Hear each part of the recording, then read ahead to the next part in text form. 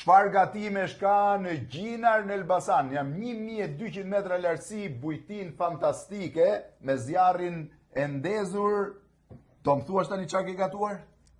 Të gjitha gatimet janë tradicionale. Të gjitha tradicionale. Po.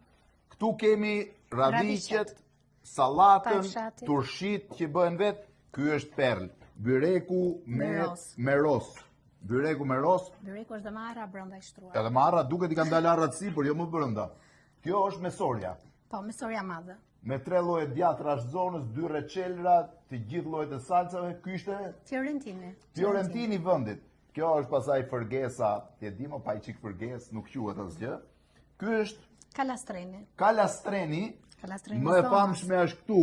Ka 3 lloje reçelrash, një nga cilët është reçeli i shafranit. Shifeni. Reçel shafrani, dini ju sa kushton shafrani. Kjo është pastaj perla e shqiptarëve. Tava e Kosit e Elbasanit, 100% autoktone shqiptare. Këto të gjitha, këto janë fasulet me pastërma. Shifeni çfarë mrekullie. Specialiteti i Agajit. Biftek me mix salcash. Biftek me mix mix salcash. Këto janë gjithë llojet e byrekëve. Aq do ha unë sot. Mishi i qingjit në furr. Mishi i qingjit në furr dhe kulaçi i famshëm. Këtë e bën vetë, kulaç. Të gjitha, jo vetëm atë. Shoqërohet me gjalpin e freskët.